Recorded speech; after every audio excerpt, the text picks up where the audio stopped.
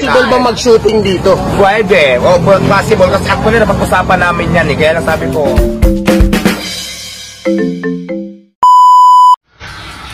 Hi guys! Welcome back to my channel. Alam nyo ba ang litis na nangyayari sa parisan ni Diwata? Siyempre, i-cover na naman natin siya dahil artista na si Diwata. Possible ba mag-shooting dito? Pwede. O, possible. Kasi actually, napag-usapan namin yan eh. Kaya lang sabi ko, baka dumugin tayo lalo.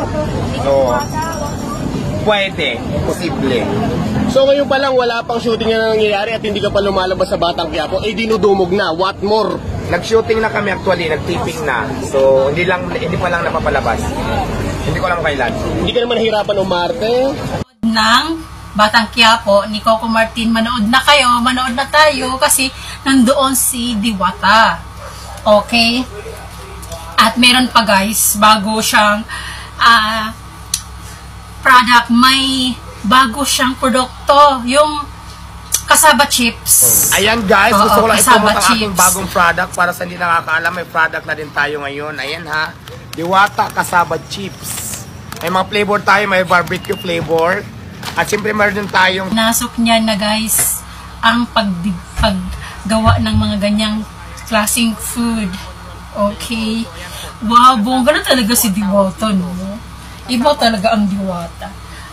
Talagang may hatak talaga siya. Oo. Kasi tiwiruin niyo ba yan? Naisip niyo ba yung naisip ko? Na talagang yung slogan niya na galing sa kalangitan, bumagsak sa kalupaan, nandito sa inyong harapan, ganyan-ganyan, diba? At saka napaka-humble ng slogan niya. Hindi ko talaga makalimutan yan. Kasi parang nag-fit talaga sa kanya. Napaka-ano ni Diwata, magsalita.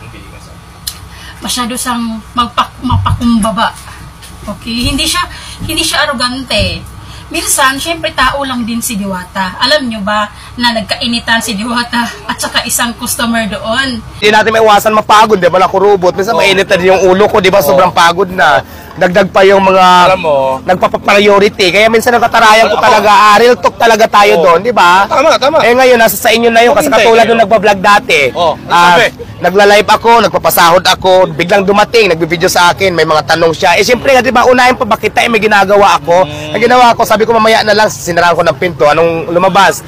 Ginawa nung customer. Parang maiba lang siya kasi vlogger daw din yun.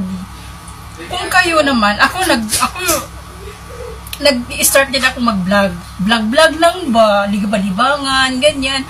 Kasi kung saan kayo maganda, kung saan kayo masaya at maganda sa feeling ninyo, yung ginagawa ninyo, go ahead. Hindi lang naman talaga ibang tao ang humihila sa inyo pababa kapag kayo ay umaasenso na.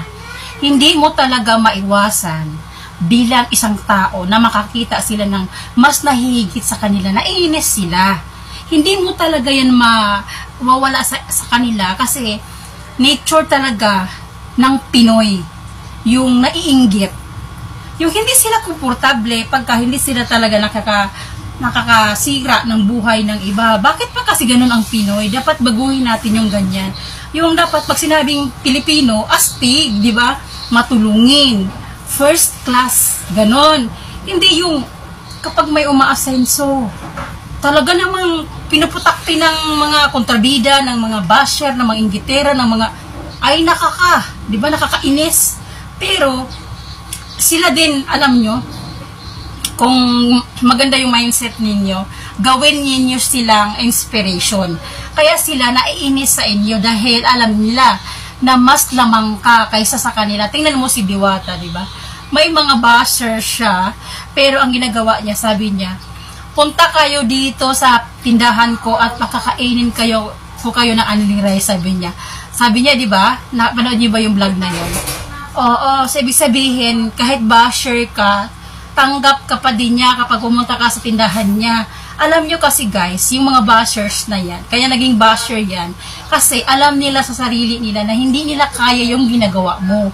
Kaya sila naiinis sa'yo. Kasi walang tao talaga, lagi niyong tandaan niya na, walang tao na naiinis sa mas mababa sa kanya. Di ba? Hindi ka maiinggit. would you try to mainggit ka sa isang tao na natutulog diyan sa ano diyan sa mga kahon or diyan sa mga diyan sa tabi-tabi or hindi mayaman, hindi ka mainggit sa ganon, di ba? Ang kaiinggitan mo yung mga taong mas lamang sa'yo. Ganyan ang mentality talaga ng tao at hindi mo talaga yan maiiwasan. Di ba? Kaya gawin mo silang inspirasyon. Kapag naiinis sila sa'yo, mas gagalingan mo pa.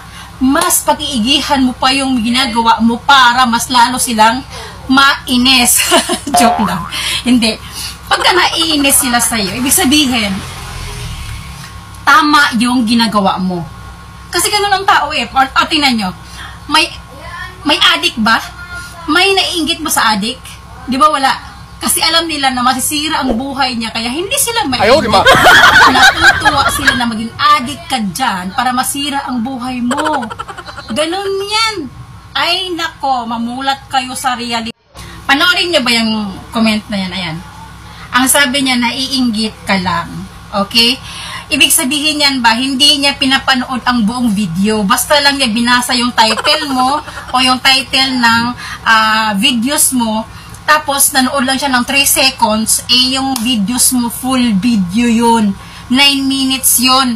Tapos, nanood lang siguro siya ng mga 1 minute. Yung pinakamataas talaga. Kasi hindi niya naintindihan kung anong ibig sabihin ng sinasabi ko doon, hindi siya siguro talaga nanood. Shortcut lang niya. May mga ganun viewers. May ganun talaga na tamad magbasa. May iba din tamad manood. Basta lang ini-skip nila yung video. Tapos banat ng comment sa baba. Oy, hindi niyo maintindihan ang ibig sabihin nung content creator kung hindi niyo panonoorin ng buo yung video. Kung gano'n na lang, iwag na lang kayong mag-comment kung hindi niyo naintindihan ang sinasabi niya. Alam nyo kasi guys, ito yung tungkol sa parking area doon kay Diwata, sa tindahan niya. Kasi diba sa previous video natin, may natowing doon na motor ng kanya na isang customer na humingi ng tulong kay Diwata at tinulungan ni Diwata. Si Diwata nagbayad lahat ng towing fee, ng rec. May pa yon, mga iba-iba pa yung payment, ganyan, bla bla bla, nakabayad siya almost ng 5,000 mahigit, di ba? Tapos, kasi naawa siya doon sa kanyang customer dahil malayo pa yung pinanggalingan, pumunta lang talaga doon para kumain. So, ngayon, tinulungan ni Diwata. O, di ba? Na makatulungin niya. Ngayon, yun yung pinapanood nung viewer ko na yon. Hindi siguro niya tinapos kasi nag-comment siya ng ganyan. Sabi ko, si Diwata mismo ang nagsabi niya. Sabi niya sa kanyang video na hindi talaga safe yung parking area niya. Kaya medyo konting ingat kung mag-park daw ng kanilang mga sasakyan. Dahil nga along the highway yun. Na ibig sabihin doon, mismo na alam ni Diwata yung situation. Okay? Para sa nag-comment na yun ha. Ayan, basahin mo. Basahin mo at panoorin mo ng buo yung video. Hindi yung title lang. Kasi yung title na yun, sinabi ko kasi sa title na, hindi safe yung parking area ni Diwata. Which is, kay Diwata nanggaling talaga yung salita na yun na hindi safe yung kanyang parking area doon. Siya mismo nakakaalam. Kaya niya sinabi yun sa kanyang mga customer. Tapos itong viewer na ito, banat ng banat na hindi ni siguro niya pinapanood ang buong video. Panoorin nyo kasi. Panoorin mo para maintindihan mo ha. Kaya dahil sa sobrang trending ng tindahan ni Diwata, lahat na ng tao ay nandoon na, lahat ng klase ng tao, lahat ng klase ng mga vloggers nandoon, may sumang-ayon, may basher, may followers, may fans. Oo. Ako, personally, idol ko si Diwata. Fans niya ako. Oo, kasi gusto ko yung style niya, yung napakasimple ba. Tapos napakasimple niya kausap. Oo, di ba walang echiburitche, walang maraming napaka straight to the point kung anong gusto niyang iparating. May isang may isang situation nga doon na si Diwata, sabi niya sa kanyang video na may isang nagpapa-priority doon na vlogger daw na gusto siyang ma-interview. Ngayon, may ginagawa pa kasi siya, nagpapasahod siya doon sa loob ng sasakyan niya. So, may ibig sabihin, busy siya kasi alam ko pag kasi si Diwata nagpapasahod yan, nag-video din yan, di ba? So, ibig sabihin, medyo busy pa yung linya niya. Tapos, ikaw naman na hindi ka naman nauna doon dumating, medyo kailangan mo din maghintay, huwag kang sumingit ng sumingit, o di ba? Kasi gano'n naman talaga ang dapat gawin ng tao. Marunong ka din magtingin-tingin kung anong nangyayari sa kapaligiran mo yung ganyan, kung nahuli ka, tapos gusto mong unahin ka. Di ba? At saka, sabi pa ni Diwata sa kanyang, sabi pa niya na hindi daw siya robot, which is true. Tao lang naman din yan, katulad natin, di ba? Ano ba pinagkaiba ni Diwata sa atin? Kumakain din niya ng kanin.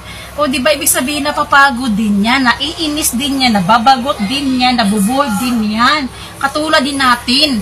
Kaya medyo kailangan din, kung marunong kang lumugar, huwag kang singit ng singit. Kasi sabi ni Diwata, gusto daw magpauna na kasi gusto daw yata siyang interviewin tapos hindi marunong maghintay. Ibisi pa nga siya. Kaya ngayon, ang ginawa daw niya, ito yung pinaka-trending ginawa. Ito yung sinabi niya. Sinarhan niya ng pinto ng sasakyan. Oo. So ngayon, nag-post daw yung vlogger na yun na masama daw ang ugali niya. Sabi ni Diwata, sinabihan daw siya na masama daw ang ugali niya. Masama daw ang ugali ni Diwata kasi nga di daw yun yung ginawa sa kanya. Sinarduhan daw siya ng pinto. Ako mismo, ako din. Kung ako si Diwata, ganun din ang gagawin ko. Busy ako, nagpapasahod ako ng tao, tapos meron pa akong ginagawa, tapos ikaw, sumulpot ka lang bigla dyan, tapos gusto mo unahin kita.